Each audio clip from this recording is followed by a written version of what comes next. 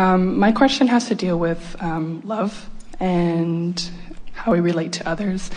And in my young existence so far, I'm just wondering for the future, is there like a recipe for, I've heard you talk about, letting everyone off the hook and not focusing on when you love someone with attachments or with expectations. And also, I've seen a lot of suffering, like with marriages with people older than me. And is it because it seems so binding and not really real giving the person freedom that they need to be who they are? What does real love consist of? Because I really would like to know for my path and my journey. And I think just from what I've noticed, in marriages, some people think of it as institutionalized, and then there's religion that takes a part in it. And so I guess I'm just looking for a recipe that would be good to work for in the future in dealing with people and in relationships, or not just in love relationships, so we don't feel that pain or suffering, or we can love freely and let that person be who they need to be on their journey and their path, and it is what it is. Well, it sounds to us like you've got it figured out. We think the perfect recipe or the perfect marriage or relationship vows must certainly be, I like you pretty good, let's see how it goes. You've touched on several things here. There were several things that sort of lit up around the room as you were speaking here. And the most significant thing that we want to address here is that love, the feeling of love, when you are in a moment where you are offering love, you are in perfect vibrational alignment with that which is your source. And anything less than that is less than that. The emotion of love is an indicator about alignment, and you can apply it, as you said, to so many different things. It can be applied to your relationship with your significant other. It can be applied to almost any subject. As I focus upon this person or this subject, no matter what the subject is my approach to it allowing my full connection with my source energy, or is my approach to it somehow not? Now, you said something else that is very important, and that is that the emotional scale that we've been talking about all morning is, on the end of it, that feels like love, is also your personal, in the moment, perception of freedom and empowerment. And we use the word perception carefully, because everyone is free. You're so free you can choose bondage. No one else can vibrate for you. But how you perceive yourself to be, the amount of power that you perceive in the moment, has to do with how much power you're connected to. And that degree of love that you are feeling is absolutely tied with that feeling of alignment with who you really are. And of course, on the other end of that disempowerment is there. So it's an interesting thing. You talked about the pain you see in relationships. Or why people can't let go, of another person. Or like you talk about, there's always abundance available, or everything's in perfect timing and the right person will come along when they need to be. So don't feel sadness, perhaps, if it's not in how you perceive it to be, because Source knows what you need at the right timing. So I guess why is there that wanting to cling or wanting to hold on and to... The reason that wanting to cling or hold on is so prevalent is because the person who is now clinging was not in touch with their own emotions to begin with. In other words, that is usually the ending of this kind of scenario. So I'm in my physical body and I want to feel good. And I haven't yet figured it out that I can focus myself into feeling good. I'm still, like so many people, looking at that and feeling good, and looking at that and feeling bad. And so believing that if more things were like that, I'd feel better. And if fewer things were like that, I'd feel better. Still believing that I need to control circumstances. So I come together with someone, and in most relationships, especially in the beginning, because you don't know so much about me and I don't know so much about you, and we're both hoping for what we each want. So both of us are more in a place of alignment in the beginning of a relationship, because we're looking positively, expectantly at one another. And in doing so, we're finding the best in each other. And in looking for the best in each other, we are, without maybe even knowing it, aligning with Source, who always looks for the best in each other. We're aligning with that broader non-physical part of ourselves. And so we say, oh, this feels so good. When you look at me and my physical body and you love me, you're in alignment with Source in order to love. And when you shower your love all over me, it feels so good, I say to you, in my physical form. So then, as that feels good, then what happens, however, is that you have to continue to hold yourself in a place of connection and positive expectation in order to flood that well-being all over me. And if you don't, then I feel like a puppet that somebody has let go of the strings. And then I begin saying things to you such as, you don't love me like you used to, or you don't make me feel the way you used to, when it was never your job to make me feel this way to begin with. All you were was a catalyst that caused me to connect with who I really am and how I really feel. So the clinging or hanging on that you're talking about is where I now remember that you did make me feel good, and I'm hanging on to that dream, and I'm hanging on to that vision, and the closest thing that I associate to feeling the way I always wanted to feel was that brief time when I felt that way with you, so I'm holding on to you. And we want you to get so consciously aware that the way you feel is about what you're focused upon, and that the way you feel is about your amount of alignment with who you are or misalignments, allowing of who you are or resisting of who you really are. And when you get that and you further understand that you can, with deliberate thought, while we acknowledge you can't do it all at once, you can do it incrementally. As you acknowledge that you can close that gap between where you are and where you want to be, or who you are and who you really are, then you're not holding other people in that impossible position of having to perform in a way so that you can feel better. When you say to someone, I need you to be different so that I can feel better, you have no power. That's the pain of relationships. It's expecting the impossible. It's giving someone else the power to do something that nobody else can do.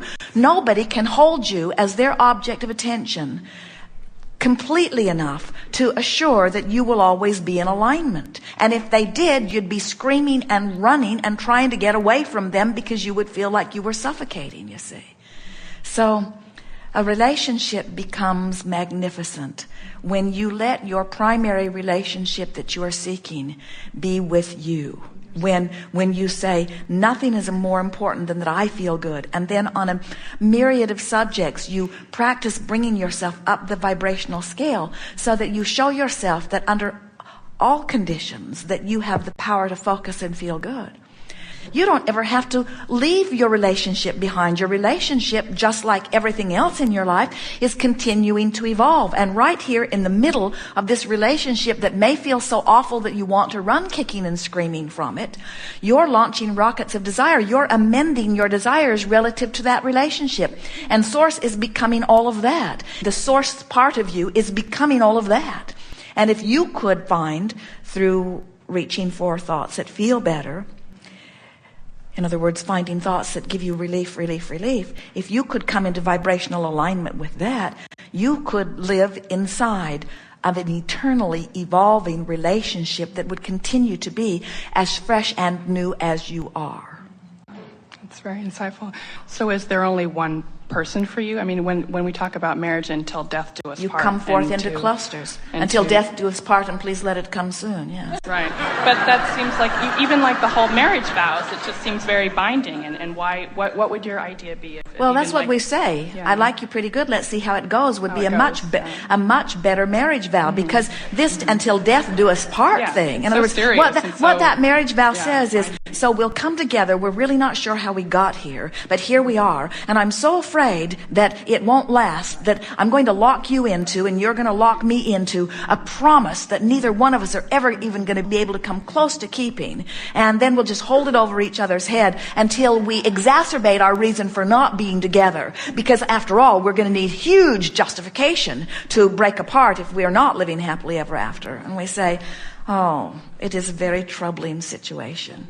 If we were standing in your physical shoes, we would not go down that road. We would get into alignment with who we are, and we would say, Source Energy, I'm feeling pretty good. Please help me to align, find, interact with, come to know someone who's a vibrational mate, and I'll know it when I see it, and you will. So, in the same way that you are being called up that emotional scale, you can only allow in relationship-wise something that matches wherever you are on that emotional scale. So the universe lines you up with the perfect person to help you to either or, and usually both, launch more things into vibrational escrow, or clean up your vibration that you've already launched into vibrational escrow. So very often, the universe will put in your path, or will call you along your path, to someone who is the perfect next logical step from where you are. Not the final step, the next logical step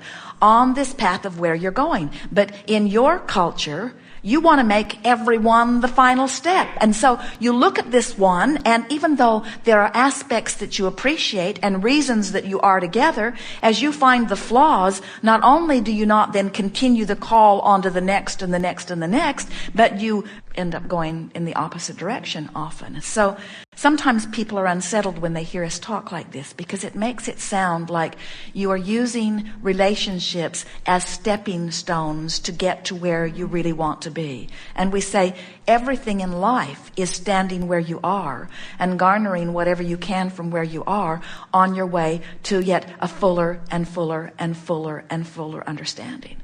So it is possible that you could come together with someone who matches you where you are. And you could, in that relationship, give birth to all kinds of clear ideas of what you really prefer in a relationship. And as you give birth to that, then do the processes to get into alignment with it. And it's possible that this relationship could evolve as it moves up. In other words, we're not saying that you could not meet someone and together move up the emotional scale. We just want you to understand that whatever is coming to you always matches. And so if you want to be kind to other people, move up the scale and then join with the other one. But many of you say, Abraham, you came to me a bit late. I have marriage vows. I have commitments. We have children. We have financial obligations. In other words, we are intertwined in this relationship, and we say you can clean it up from wherever you are. And so the last thing that we'll say about this for now is, if you will let the relationship between you and you be your dominant awareness, and you will really care about how you feel, and you will work to close that gap again and again, what begins to happen is that every relationship that you have improves. Every person, yourself included, every person is like the universe at large. They have components that are a match to what you want and components that are not.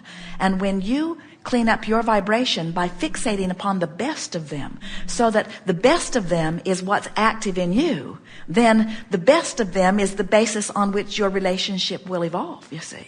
And then you're not running around trying to find some other improvement. You're allowing law of attraction to yield it to you right where you are. It always does. So watering the positive aspects in others and the positive seeds, you mean, as far as when you talk about meeting up with people and you moving up the emotional journey, like not focusing, like beating the drum of the negativity in a relationship, but focusing on the good Do your things. best to find the best that you can find. But if you're feeling really wonderful, the universe is going to yield to you wonderful people. If you're not feeling so good, you're going to bump into the waitress that doesn't give a rip about you. You're going to get entangled in traffic. In other words, the universe is always yielding to you a reflection of wherever you are. You've just got to make peace with where you are and appreciate every person who's coming into your experience, because they are a representation of how you're flowing. And as you accept them as this gift of information, and then let your next desire or decision flow out of that, then before you know it, you're appreciating everything that everyone brings to you, because we're all in this together. once you learn about emotions and once you learn how to walk your way up the emotional scale, you can deliberately activate a part in you, and what you will discover is that every one of those relationships will be transformed because of the new activation that you've been working on. Don't you notice people? Children, it's easiest to see in, but with adults too. Haven't you ever seen children behave one way with that person and an entirely different way with another person? And it's because those two different people were focused on the children in two different ways and activating in themselves two different vibrations, and law of attraction was just yielding to them what was dominant in them. People give you what you expect every single time.